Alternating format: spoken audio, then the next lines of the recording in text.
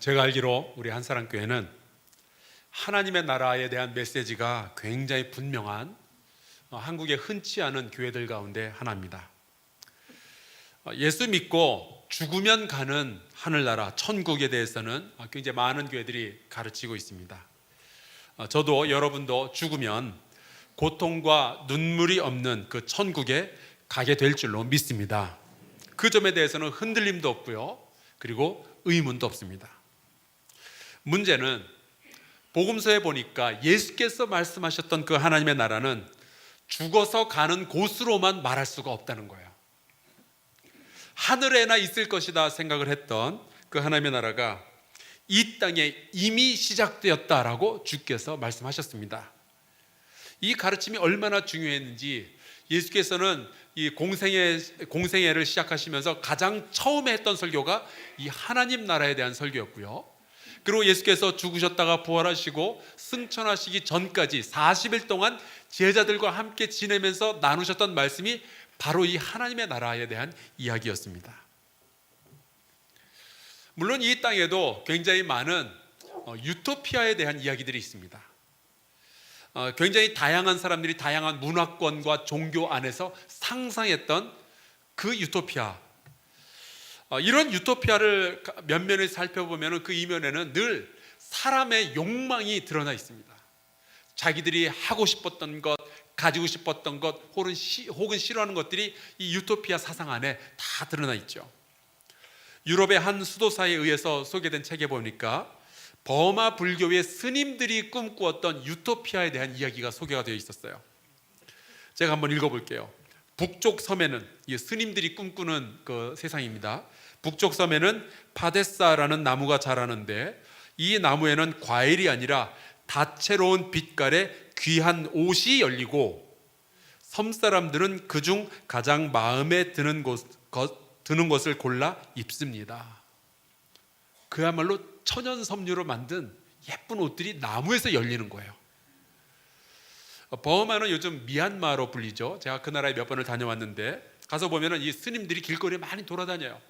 보면은 이제 노란색, 황토색 옷에 자주색 옷감을 이렇게 덧대어서 옷을 입습니다. 누구나 다 그런 옷을 입고 다녀요.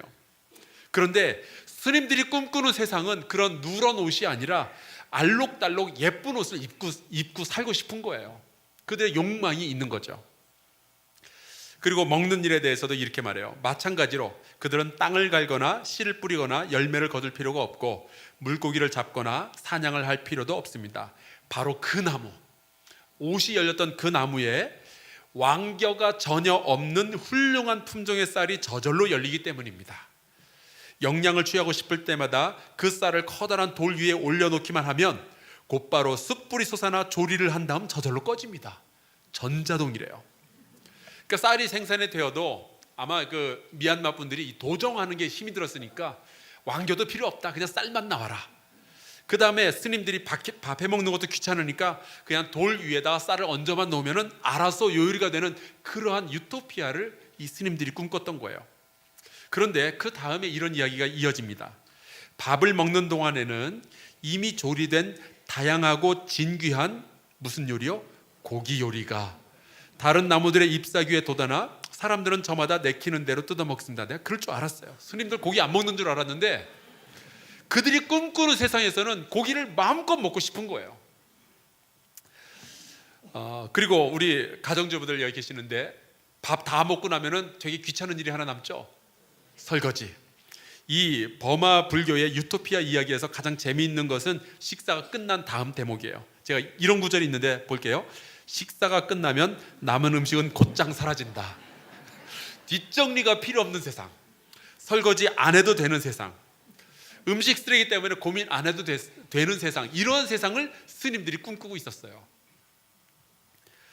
그런데 예수님과 기독교가 지난 2000년 동안 가르쳐왔던 하나님의 나라는 어떤 하늘이라든지 섬 같은 특정한 장소에 제한되지도 않고요, 또 사람의 욕망을 해결해 주거나 혹은 인간의 귀찮은 일들을 해결해 준다고 해서 만들어지는 세상이 아니라는 거예요.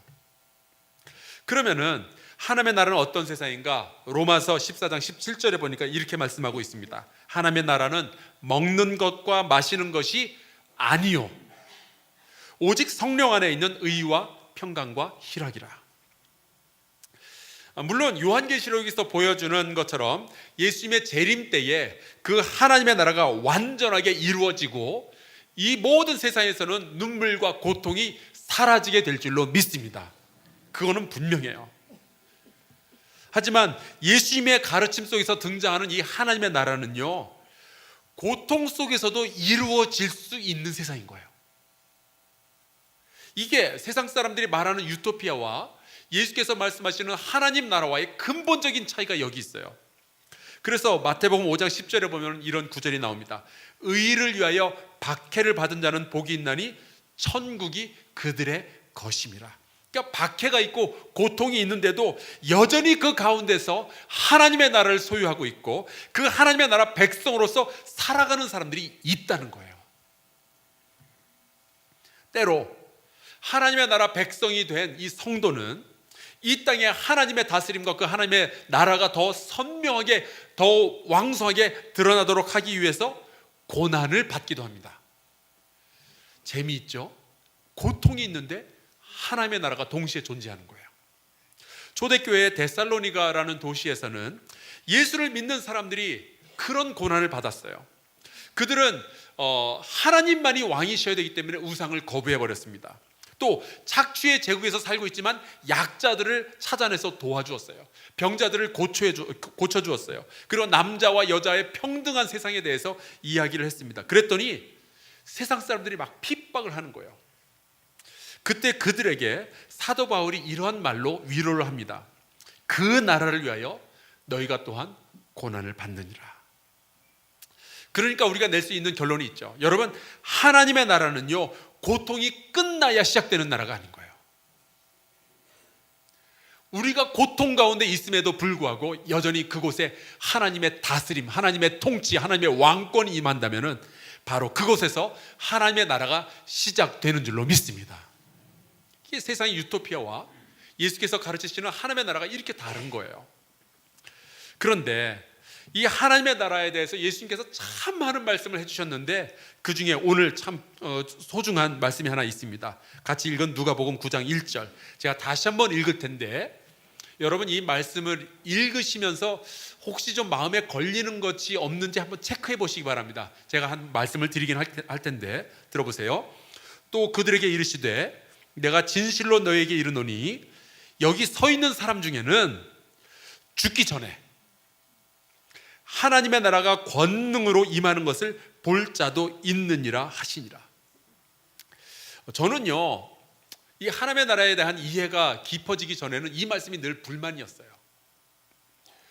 솔직히 이 말씀이 성경에 있다는 것 자체가 좀 창피했었습니다. 왜냐하면은 여러분 마가복음을 쓸 때는 예수께서 승천하시고 나서 거의 한 30년 정도가 지난 다음인데 그때까지 예수님께서 재림을 하셨어요, 안 하셨어요? 안 하셨어요. 예수께서 이 말씀을 하실 때 그 자리에 서 있는 사람들에 대해서 말씀을 하셨는데 그 사람들이 다 죽을 때까지도 예수께서 재림을 안 하셨어요. 그리고 벌써 2000년이 지났잖아요.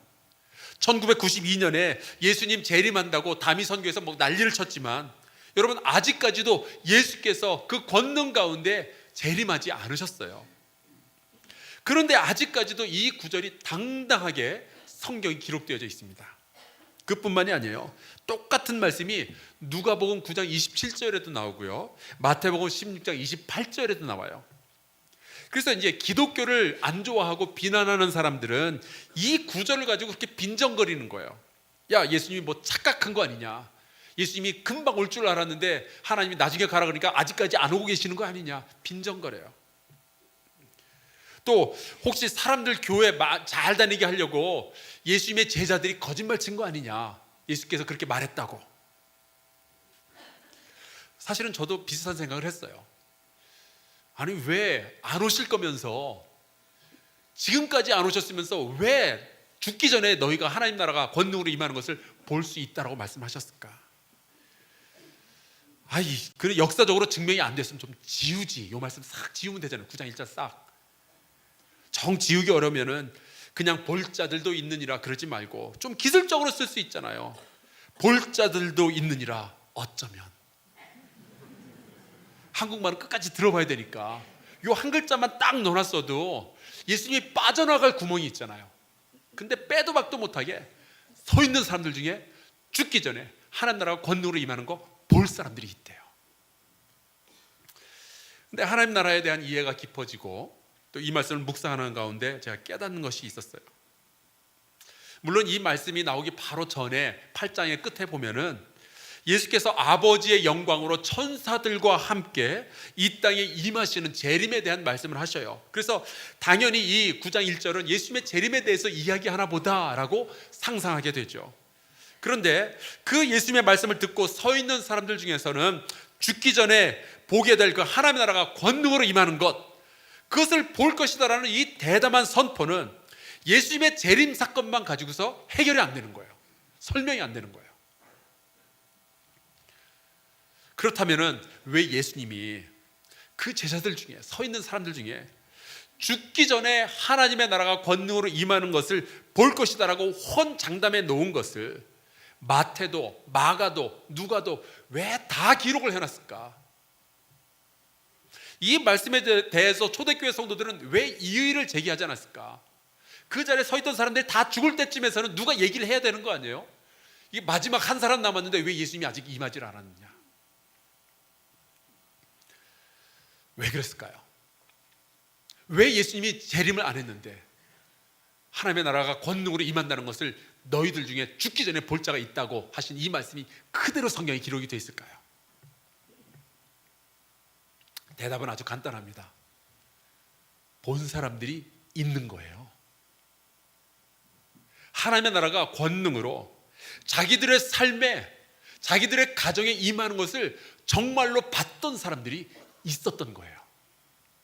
제가 예를 들어볼까요? 마가의 다락방, 거기서 기도하던 120명의 성도들이 성령으로 권능 가운데 임하여 주시고 그 하나님께서 그들의 언어를 통치하시는 것을 경험하게 됩니다. 두려움에 빠져있던 제자들에게 하나님의 나라가 권능으로 임하는 것을 누구네 집에서 사람들이 봤어요? 마가의 집에서 봤어요. 마가의 다락방에서. 베드로는 그 길로 예루살렘 길가로 뛰쳐나가서 복음을 증거하기 시작합니다. 예수님을 안다고 말하기가 두려워서 3번이나 부인했던 이 사람이 하나님의 통치가 그의 인생에 권능으로 임하기 시작한 거예요. 그러니까 마가는 자기 집 다락방에서 시작되었던 그 하나님의 나라를 죽기 전에 본 사람이에요. 사도행전은 누가가 썼죠. 이 사도행전 2장 41절에 보니까 3,000명이 이 베드로의 설교를 듣고 그날 예수 믿고 구원받았어요. 세례받았어요. 그 안에는 별의별 사람들이 다 모여 있죠. 부자, 가난한 사람, 많이 배운 사람, 못 배운 사람, 자유인, 노예, 남자, 여자, 그리고 유대인, 헬라인, 그리고 아프리카 사람까지 여기 다 있었어요. 그런데 그들이 어떻게 살았는가? 2장 42절, 그들이 사도의 가르침을 받아 서로 교제하고 떡을 떼며 오로지 기도하기를 힘쓰니라. 아니 어떻게 자유인과 노예가 한 상에서 먹고 마시냐고요. 아니 어떻게 유대인과 이방인들이 같은 상에서 먹고 마시며 교제를 할 수가 있겠어요? 그런데 그 일이 실제로 믿는 사람들 가운데 일어나기 시작한 거예요. 도대체 이것이 어떻게 된 일이냐? 누가는 알았던 거죠. 하나님의 나라가 권능으로 임하였구나. 본 거예요. 더 기가 막힌 일들이 일어납니다. 45절, 또 재산과 소유를 팔아 각 사람의 필요를 따라 나누어지며, 이 세상 사람들 가운데서는 일어나지 않는 일이에요. 날마다 마음을 같이하여 성전에 모이기를 힘쓰고 집에서 떡을 떼며 기쁨과 순전한 마음으로 음식을 먹고 하나님을 찬미하며, 또 누구에게 칭송을 받아요? 온 백성에게 칭송을 받으니 주께서 구원받는 사람을 날마다 더하게 하시니라. 누가만 본 게 아니었어요. 그 예루살렘에 살고 있던 온 백성들이 다 봤어요. 무엇을 봤느냐? 하나님의 나라가 권능으로 임하는 것을 봤어요. 예수님의 말씀이 맞았던 거죠. 죽기 전에 하나님의 나라가 권능으로 임하는 것을 볼 사람들이 있었어요. 사도 바울, 그도 경험합니다. 이전에는 예수 믿는 사람 잡아 죽이려고 막 도끼눈을 뜨고 찾아다니고 그랬는데, 부활하신 예수를 만나고 성령을 경험하고 나니까 자기의 생각이, 자기 인생이 완전히 변화가 되는 거예요. 이전에는 죽음과 멸망의 자식으로서 살아가고 있었는데 이제는 하나님의 자녀, 하나님 나라의 백성이 된 것을 경험하게 된 거죠.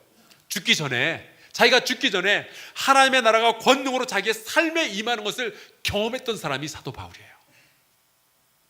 이 사람이 봤어요. 바울은 자기만 하나님의 나라를 경험한 것이 아니라 자기가 경험했던 이 하나님의 나라, 이 복음을 많은 도시로 이제 전하게 됩니다. 그 중에 이제 에베소에 가서 복음을 전했는데 에베소서 2장에 보니까 이런 말들이 나와요. 2장 2절, 그때에 너희는 그 가운데서 행하여 이 세상 풍조를 따르고 공중의 권세 잡은 자를 따랐다. 2장 3절, 전에는 우리도 다 그 가운데서 우리의 육체의 욕심을 따라 지냈다. 2장 11절, 너희는 그때는 육체로는 이방인이었다. 2장 12절, 그때에 너희는 그리스도 밖에 있었다. 이스라엘 나라 밖의 사람이었다. 그러니까 사도 바울이 이 에베소에 살고 있던 이 도시인들에게 하는 공통적인 표현이 있어요. 그때, 옛날에는, 그전에는 하나님의 나라가 너희 가운데 없었던 때가 있었다라는 이야기예요. 그런데 2장 13절에 기가 막힌 말씀이 나오는데 그 첫 단어가 이거예요. 이제는. 옛날에는 너희가 하나님 나라 모르고 살았지만 이제는 저는 멀리 있던 너희가 그리스도 예수 안에서 그리스도의 피로 가까워졌느니라. 이제는 달라진 거예요. 주님께서 우리를 위해 죽으시고 우리의 죄가 용서함을 받고 우리가 이제 하나님 나라의 백성이 된 거예요. 에베소 사람들이 그걸 지금 깨닫기 시작한 거죠. 그래서 바울이 이렇게 말해요. 에베소서 2장 19절, 이제부터는 너희는 외인도 아니요 나그네도 아니요 오직 성도들과 동일한 시민이요. 어느 나라의 시민일까요? 하나님 나라의 시민인 거예요.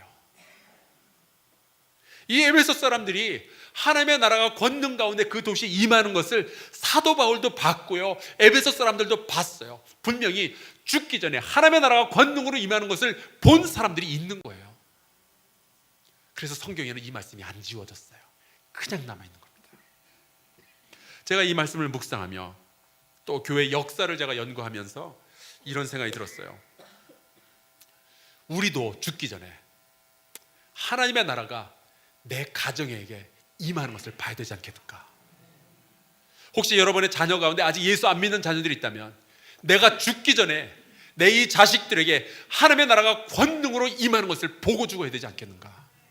혹시 여러분의 일터에서 아직까지 어려운 일들이 많이 있다면, 미워하는 사람들이 있다면 그 일터에 하나님의 나라가 권능으로 임하는 것을 보고 죽어야 되지 않겠는가? 지금 이 대한민국에 엄청나게 어려운 일들이 많이 일어나고 있는데 혹시 이 대한민국에 어둠이 감싸고 있다면 이곳에 하나님의 나라가 권능으로 임하는 것을 보고 죽어야 되지 않겠는가? 특별히 저는 이 하나님의 나라가 권능으로 임하는 것을 보고 싶은 영역이 있어요. 주님께서 말씀하시죠. 너희는 먼저 그의 나라와 그의 의를 구하라. 내가 이 하나님의 나라가 어디에 임할 것을 구해야 될까요? 저는 이 대한민국을 보니까 돈 버는 장소에 하나님의 나라가 임해야 되겠구나 생각을 해요. 우리의 회사들, 우리의 일터들. 왜냐하면 거기가 가장 어두운 것 같아요. 하나님이 다스리는 세상이 아니라 돈이 다스리는 세상이 우리의 직장에 자꾸만 나타나는 거예요.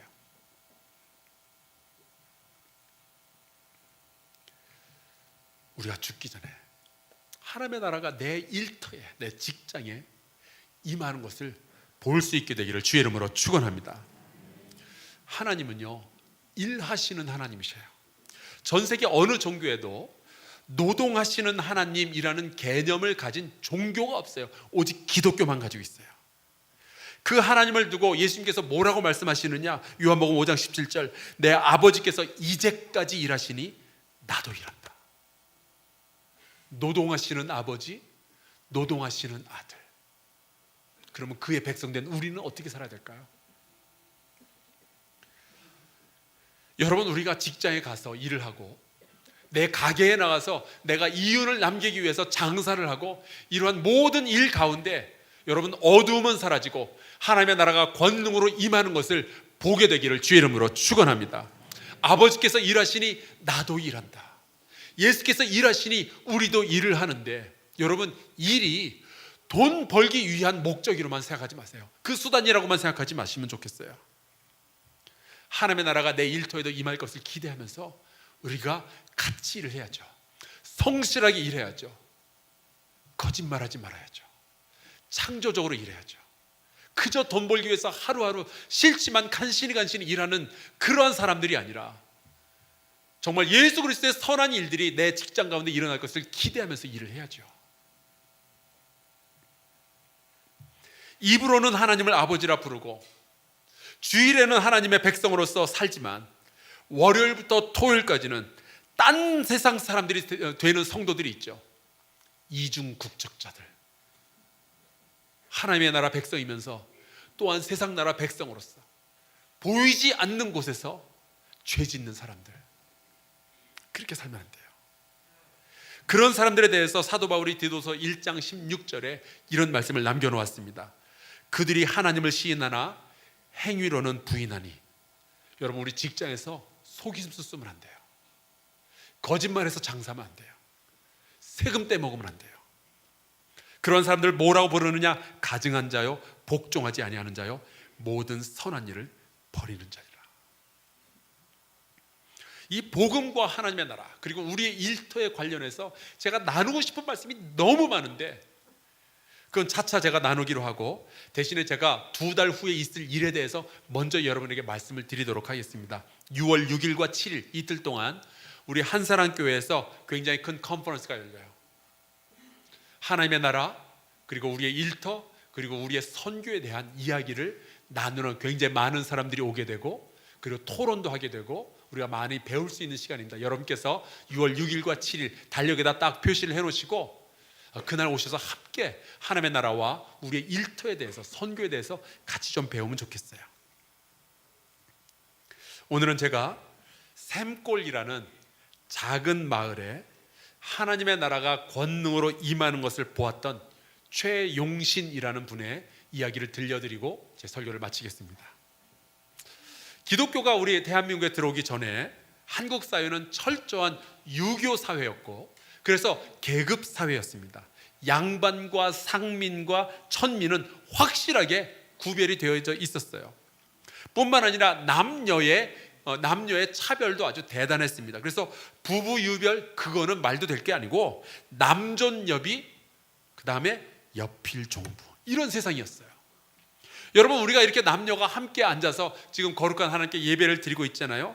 여러분, 기독교가 이 땅에 들어오기 전까지는 그런 일은 꿈에도 꿀 수가 없었던 것입니다. 하물며 여성으로서 고등교육을 받는다, 기독교가 들어오기 전에는 꿈도 꿀 수 없었던 일이에요. 집에서 부모님께 조금씩 글을 배우는 일들은 있었지만 학교에 가서 글을 배우는 것은 있을 수가 없는 일이었습니다. 그런데 기독교가 이 땅에 들어오고 선교사들이 복음을 전파하고 예수 그리스도에 대해서 이야기하고 하나님 나라에 대해서 이야기를 하기 시작하면서 여성들과 천민들이 학교에 다니기 시작하고 글을 깨우칩니다. 이들이 성경을 읽으면서 평등이 무엇인지, 인권이라는 것이 무엇인지, 내 인생의 가치는 어떤 것인지, 자유가 무엇인지를 드디어 비로소 깨닫기 시작하는 거예요. 그러한 시대에 최용신이 1908년에 몰락한 양반의 가문에서 태어납니다. 이 최용신은 어렸을 때 천연두를 앓게 돼요. 그래서 얼굴과 온몸에 마마 자국이라고 부르죠. 그 마마 자국이 남게 됩니다. 어려운 상황에서도 최용신은 감리교 학교였던, 선교사들이 운영하는 감리교 학교였던 루시 보통학교, 그리고 루시 고등 보통학교를 다니면서 예수를 영접하고 하나님의 말씀을 받아들이고, 그리고 예수께서 나에게 주시는 그 사명의 삶을 살기로 작정을 합니다. 그것은 어떤 것이냐? 이 어둠과 무지의 땅 조선, 특별히 이 조선 가운데서도 시골 어느 마을, 농촌 어느 마을에 들어가서 내가 그곳을 하나님의 나라로 만들겠다라는 꿈을 꾸기 시작한 거예요. 지금 보시는 사진은 그 고등 보통학교를 다닐 때의 졸업 사진입니다. 여러분 보시기에 제일 앞줄의 오른쪽 키 큰 여자가 하나 보이죠? 저분이 최용신입니다. 그 바로 뒷사람이, 앞에 사람이 너무 키가 크니까 얼굴이 안 나와서 옆으로 이렇게 삐쩍해서 사진 찍는 게 보이죠. 최용신은 바로 이어서 협성신학교에 입학을 해요. 이 학교가 현재 서대문에 있는 서울감리교 신학대학입니다. 이 최용 씨는 믿는 게 있었어요. 사람들이 예수에 대해서 알아야 되겠다, 성경에 대해서 알아야 되겠다. 그래야 이 조선의 무지와 어둠과 불평등에서 탈출할 수 있다, 그렇게 생각을 했어요. 그 신학교 시절의 사진도 이렇게 남아 있습니다. 여러분 보시기에 제일 오른쪽에서 두 번째 여성이 최용신입니다. 학교에서 이 최용신은 황애덕 교수를 만나게 돼요. 이 황애덕 교수는 일제 강점기 시절에 이미 미국까지 가서 유학을 한 학자였습니다. 그리고 이분이 미국에서 배웠던 것이 농촌을 새롭게 개발하는 것들을 배워온 거예요. 그래서 한국에 들어와서 그것을 가르쳤죠. 이 사람의 영향을 이 최용신이 많이 받게 됩니다. 그러나 학교 생활을 하는 도중에 어떤 사건으로 인해서 학업을 마치지 못하게 됩니다. 그래서 졸업을 1년 남겨놓고 학교를 중퇴를 하죠. 하지만 이 농촌의 마을에 들어가서 어둠을 거두어내고 이곳에 하나님의 나라가 임하도록 하겠다라는 꿈을 접을 수가 없었던 거예요. 그래서 1931년 23살의 나이로 샘골이라는 지역으로 가게 됩니다. 그곳에 교회가 하나 있었고 그 교회를 거점으로 해서 그 농촌에 하나님의 나라를 만들겠다 하는 거죠. 현재의 경기도 안산시 본호동이 바로 그 자리입니다. 이곳에서 김환란 박사의 지원을 받아서 이 샘골이라는 곳에 어린이와 여성들을 가르치기 시작해요. 지금 보시는 사진은 제일 왼쪽이 황애덕 교수, 가운데가 최용신, 그 다음이 김환란 박사입니다. 무식한 여성들과 배움이 없는 농촌 아이들은요, 나라도 일본에 빼앗겼는데 그냥 지옥 같은 삶을 살다가 죽는 거예요. 그들에게 소망이라는 것은 없었어요. 그냥 하루하루 먹다가 죽으면 끝인 거예요. 그 아이들을 불러다가 성경을 가르치고 한글을 가르치고 예수에 대해서 이야기하면서 교육을 시작합니다. 근데 처음에는 동네 사람들이 반대하는 거예요. 그냥 먹고 살만한데 굳이 뭐 새로운 것들을 배워야 되는가. 근데 점차 최용신의 열정에 감동하기 시작합니다. 아이들이 그 최용신 선생님한테 가서 배우고 돌아오면은 애들의 입가에 미소가 있는 거예요. 애들이 집에 오면은 노래를 부르는 거예요. 어른들도 알지 못하는 글을 깨우쳐가지고 와서 집에서 글을 읽는 거예요. 그러면서 마을 사람들의 마음에 소망이 생기기 시작했어요. 어떤 소망이냐? 이 아이들은 나처럼 살지 않겠구나.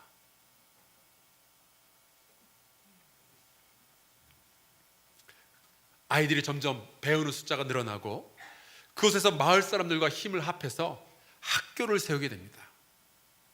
그리고 120여 명의 학생들을 그곳에서 가르치고 또 여성들을 불러다가 글과 성경을 가르쳐 주었어요. 그러면서 이 어둠의 땅 샘골 마을에 처음으로 기쁨이라는 것이, 소망이라는 것이, 꿈이라는 것이 생겨나기 시작합니다. 아이들의 입에서는 찬송가가 울려 퍼지기 시작했어요. 근데 그러던 중에 일본말이 아니라 한국말을 학교에서 가르쳤다는 것을 들통이 나게 되고 일본 경찰에게 잡혀갑니다. 그래서 모진 고문을 당하게 되는데 고문 가운데는 굉장히 수치스러운 일들이 포함이 되어져 있었어요. 그리고 간신히 풀려난 이후에도 최용신은 계속해서 이 샘골이라는 농촌 마을을 하나님의 나라로 바꾸는 작업을 하게 됩니다. 그런 가운데 너무 심신이 지쳐서 1934년 1년의 계획으로 일본의 고베 신학교로 가서 잠시 쉬면서 공부를 하는 그런 시기가 있었습니다. 그때 최용신이 썼던 글이 지금도 남아있어요. 제가 읽어드릴 테니까 한번 들어보십시오. 이 학교 안에서 수양하고 있는 저로서는 이러한 예수 그리스도의 사랑으로 개인의 행복을 위해, 사회의 안정을 위해, 세계의 평화를 위해 도처의 사랑을 실현하고 발휘하여 평화의 나라, 하나님의 나라가 이 우주에 임하는 것을 소원합니다. 최용신의 꿈은 다른 게 아니었어요. 자기가 대한민국 전체를 상대로 해서 일을 할 수는 없겠지만 이 샘골이라는 작은 어둠의 마을에 하나님의 나라를 만들어낼 수 있다면 그것이 내 꿈이다, 이야기를 하는 거죠. 공부를 하는 가운데 영양 부족이 일어났고 각기병에 걸리게 됩니다. 그래서 모든 공부를 접고 다시 고국으로 돌아와요. 그런데 집으로 가서 요양을 하는 것이 아니라 다시 샘골로 갑니다. 두고 온 아이들을 다시 만나고 두고 온 아주머니들을 다시 만나서 그들에게 다시 가르침을 시작을 하죠. 새롭게 나무를 가르쳐주고 그리고 농사법을 가르쳐주고 꽃들을 심기 시작해요. 이제 막 시작된 이 소망의 불꽃을 꺼트릴 수가 없으니까 계속해서 최용 씨는 그 아이들을 붙잡고 가르치기 시작했습니다. 그러면서 이 어둠의 마을, 샘골 마을, 가난과 절망의 마을에 하나님의 나라가 권능으로 임하는 것을 보게 되는 거예요. 그를 모르던 아이들이 성경을 읽기 시작하고 아빠, 엄마처럼 살다가 죽을 거라고 생각했던 사람들이 나라를 위해서 일하겠다는 꿈을 품기 시작했어요. 자기 자신이 어떤 사람인지 어떤 가치가 있는지도 전혀 모르던 여성들이 하나님의 자녀로서 하나님의 나라의 백성으로서 살아가는 것을 최용신이 보게 됩니다. 불행히도 최용신은 선천적으로 좀 체력이 약했어요. 그래서 일본에 잡혀가서 고문과 온갖 수치를 당한 후 다시 병을 얻게 되고 결국 수원의 도립병원에서 당시로서는 대수술이죠. 감염된 창자를 잘라내는 수술을 받게 됩니다. 그 수술을 2번을 받았는데 회복하지 못하고 죽게 됩니다. 그때 최용신의 나이가 26살이었어요. 이 최용신의 이야기를 바탕으로 심훈이라는 소설가가 상록수라는 소설을 쓰게 되죠. 그렇게 해서 우리에게 알려지게 된 거예요. 여러분, 마가가 기록했던 이 말씀, 너희 중에는 죽기 전에 하나님의 나라가 권능으로 임하는 것을 볼 자들이 있다는 그 이야기는 사실이었어요. 예수님의 제자들도 봤고요, 최용신도 봤어요. 이 땅에 임하고 실현되는 이 하나님의 나라는 오래된 하나님의 계획이었고 예수 그리스도의 꿈이었고 복음을 받아들인 제자들이 이루어야 할 사명이었습니다. 여러분, 최용신은 26살에 죽기 전에 이 하나님의 나라가 권능으로 이 샘골에 임하는 것을 봤던 사람이에요. 그렇다면 우리도 50, 60, 70, 80 되어서 죽기 전에 내 인생 가운데 가장 어두운 그 어느 자리에 하나님의 나라가 권능으로 임하는 것을 봐야 되지 않겠어요? 그것을 위해서 우리가 애쓰며 기도해야 되지 않겠어요? 만약에 여러분의 가정에 혹은 여러분의 일터에 그 어둠이 아직 남아있다면 그곳에 하나님의 나라가 임할 것을 위하여서 기도하며 애써야 되지 않겠어요? 마태와 마가와 누가가 그리고 베드로와 바울이 그리고 최용신이 그랬던 것처럼 우리도 죽기 전에 내 가정에, 내 자녀들에게 혹은 내 일터에 하나님의 통치가 임했다는 것을 경험하고 또 누군가에게 증언하는 귀한 성도들 되시기를 주의 이름으로 축원합니다. 우리 함께 찬송가 585장 같이 불렀으면 좋겠어요. 마틴 루터가 그 어둠의 땅 유럽에 하나님의 나라가 임할 것을 기대하면서 불렀던 찬송가입니다. 같이 부르고 잠시 기도합시다.